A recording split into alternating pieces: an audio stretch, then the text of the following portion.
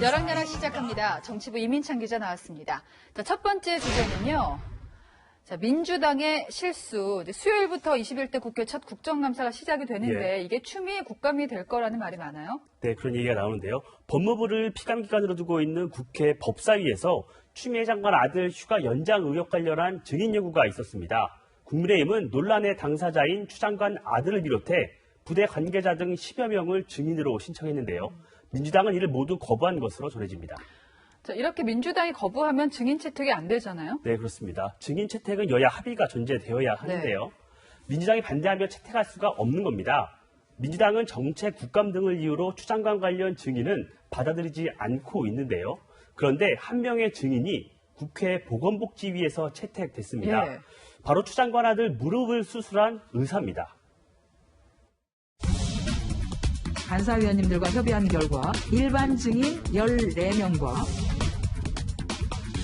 참고인 23명을 채택하기로 하였습니다. 이의 없으십니까?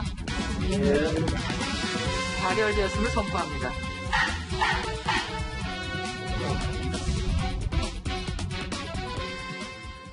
네, 무릎을 수술한 의사가 채택이 됐다. 근데 이거는 진단서를 통해서 소명된 부분이 많은데 국민의힘은 새삼 어떤 거 확인하겠다는 거죠? 그래서 증인 신청을 한 이종성 국민의힘 의원에게 직접 물어봤습니다. 그분한테 수술을 받으려면 최소한 6개월, 1년 정도의 대기 시간이 이제 걸린다라는 게 이제 평균적인 얘기들이고, 추미애 장관 아들 같은 경우에는 2개월 만에 수술까지 다 마쳤잖아요. 불공정한 부분들이 있지 않았냐라. 그러니까 수술을 받을 때 특혜가 있었는지를 따지겠다는 거군요. 맞습니다. 자, 그런데 법사위와 달리 민주당 그 복지위원들이 증인 채택에 동의를 해준 게 눈길을 끕니다. 민주당 복지위 간사인 김성주 의원에게 물어봤는데요. 국민의힘이 그런 의도인지 몰랐다고 얘기했습니다. 하지만 과연 진짜 몰랐을까 하는 생각도 드는데요. 국민의힘은 아들을 수술한 의사가 국회에 나와서 무릎 수술 필요성을 설명하도록 해 동정 여론을 유발하려는 의도라는 의구심을 품고 있습니다. 이번 국감에서 검찰에서 밝히지 못한 의혹이 해명될지 정치 공세에 그칠지는 지켜봐야 할 듯합니다.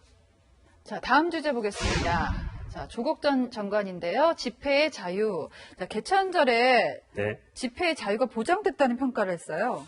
조국 전 장관이 SNS에 글을 올렸습니다. 코로나 위기라는 비상 상황에서도 집회 시위의 자유가 보장되는 한국, 정말 민주 국가라며 1987년 헌법 체제를 수립하기 위한 피나는 분투의 성과가 보수 집단도 누릴 수 있다고 적었습니다.